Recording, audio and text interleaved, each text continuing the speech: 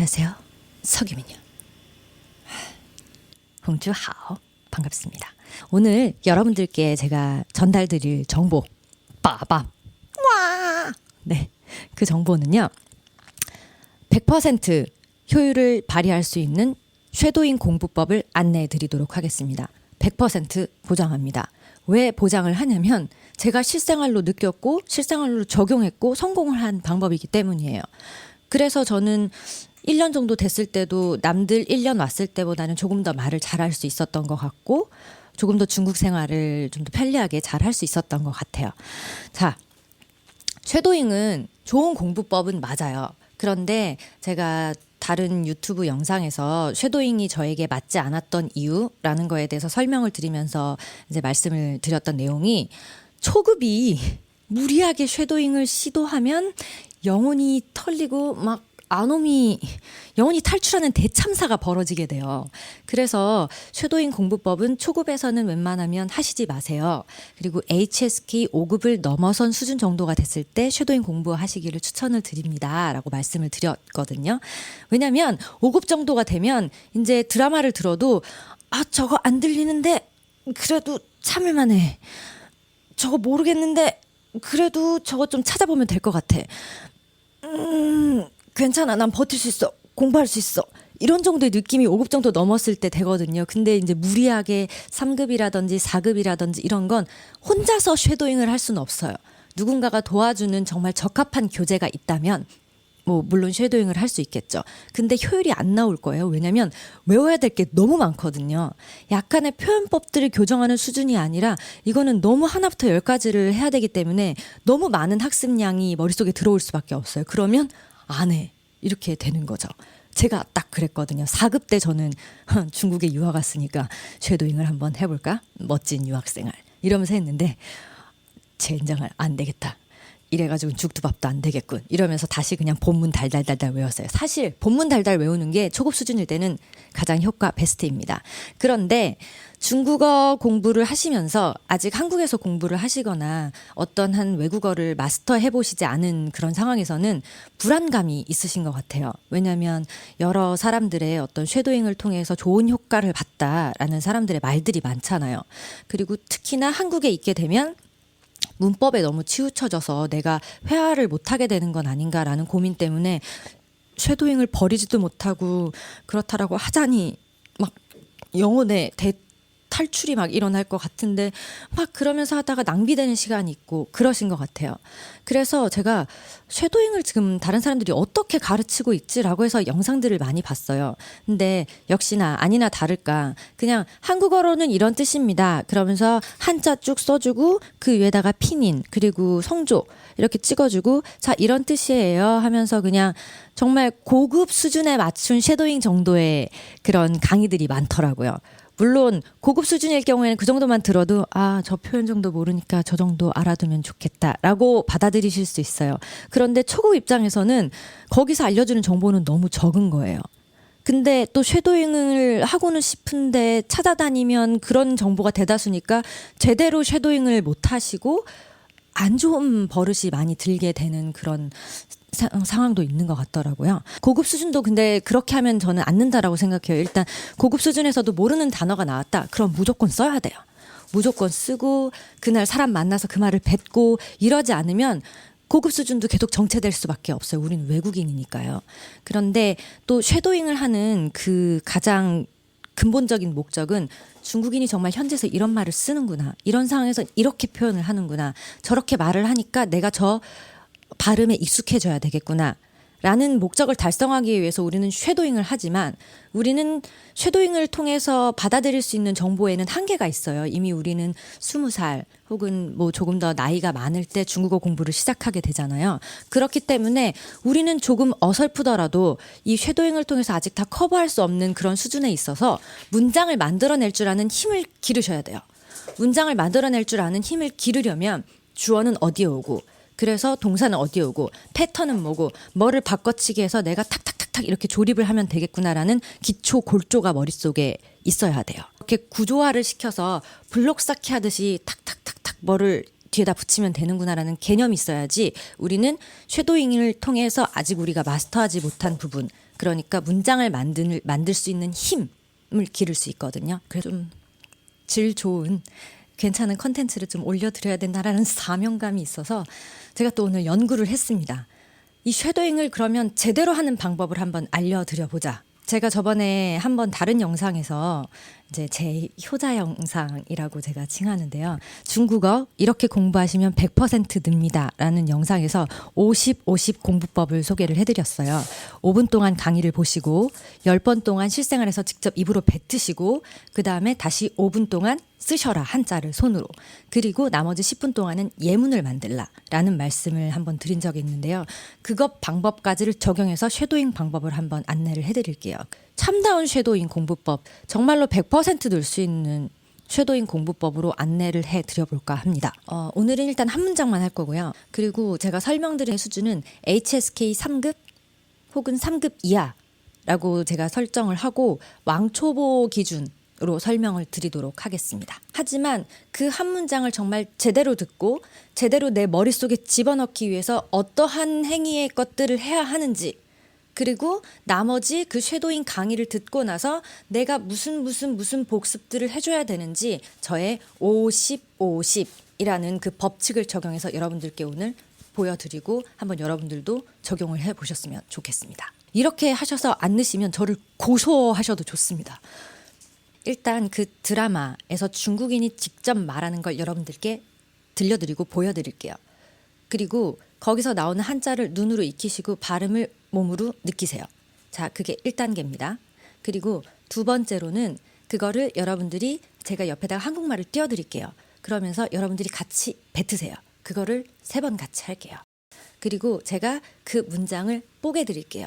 그래서 문법 구조가 어떻게 형성이 되어 있고 어디에다 주어를 넣어야 되고 어디에다 부사를 넣어야 되고 어디에다 동사를 집어넣는지, 그리고 여기에 패턴은 뭔지, 그리고 이것을 응용하시려면 어떻게 응용을 하셔야 되는지까지를 여러분들에게 말씀을 드릴게요.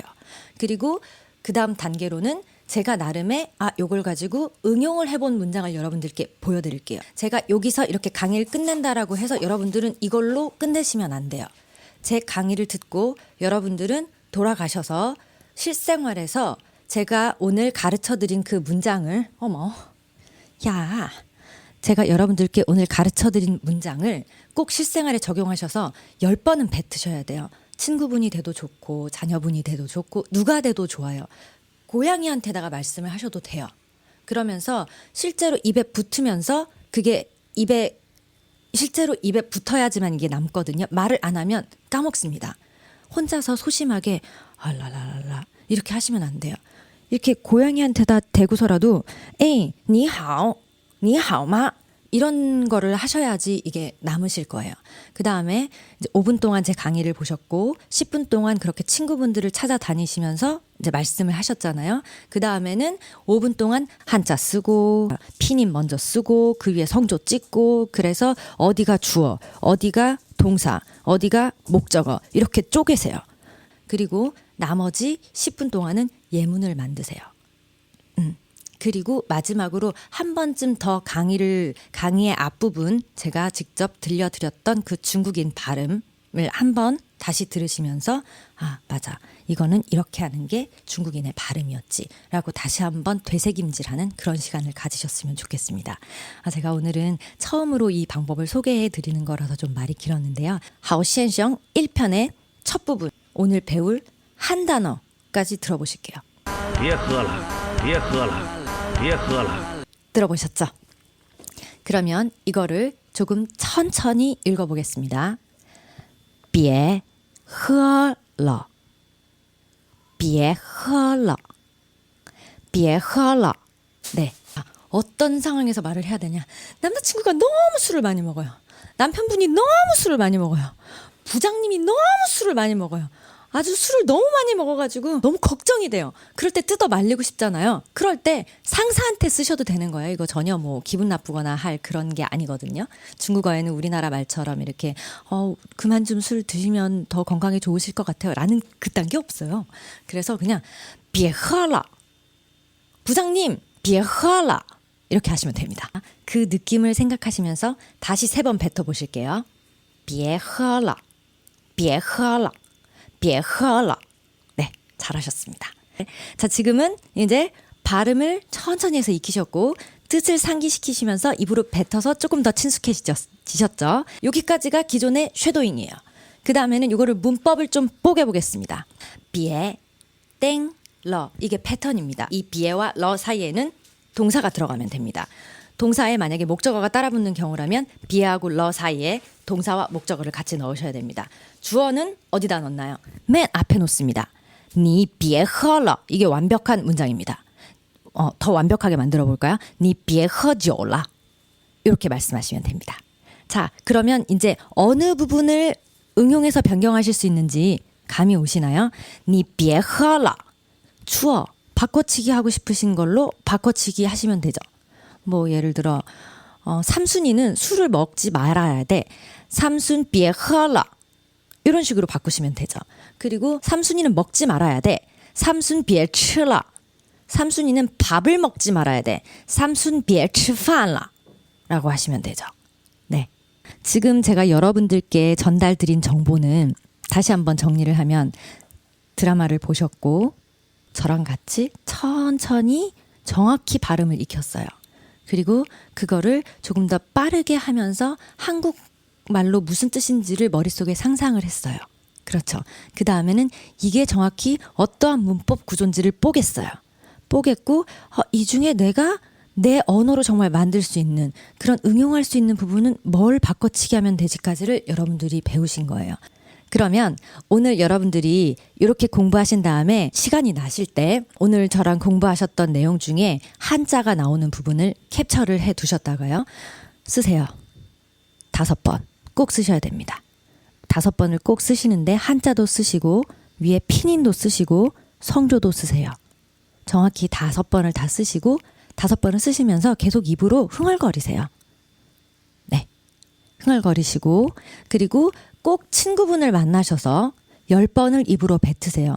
선우 순서는 상관이 없습니다. 강의를 받고 5번 한자로 썼고 10번을 말을 뱉었고 그 다음에는 예문을 꼭 만드세요. 예문을 만드시는데 아까 제가 어떤 부분에서 변경을 하면 되는지 블록 쌓기 뭘 빼고 뭘 조립할 수 있는지를 알려드렸잖아요. 그 부분에 바꿔치기 하세요. 여러분들이 말로 붙을 수 있는 가장 여러분의 언어로 된 내용으로 바꿔치기 하세요. 예를 들어 别学习了别玩游戏了이런 식의 그 어떤 것도 괜찮습니다. 말이 안 되는 것도 상관없어요. 웃긴 것도 상관없고요. 뭐 예를 들어 더럽지만 야, 똥 먹지 마. 别吃똥 러 이런 식의 것도 괜찮아요. 아, 여기에 어떤 애가 오는구나의 구조만 파악할 수 있을 정도의 예문을 만드시면 돼요. 하지만 오늘의 패턴인 비에 땡 러 요거는 꼭 외우셔야죠. 한자. 비에 허러라는 문장은 꼭 오늘 한자를 외우셔야겠지만 나머지 예문은 한자를 외우셔도 좋고 한자를 외우시지 않아도 좋아요. 그냥 그 패턴을 익숙해질 수 있는 여러분의 언어로 만들 수 있는 구조를 만드시면 됩니다. 네, 여기까지 오늘 강의였고요. 네, 만약에 이 강의가 유익하다라고 저도 생각이 들고 반응도 괜찮다라고 뭐 댓글도 남겨주시고 하시면 제가 그 다음 편도 좀 쪼개서 계속 올려보도록 하겠습니다.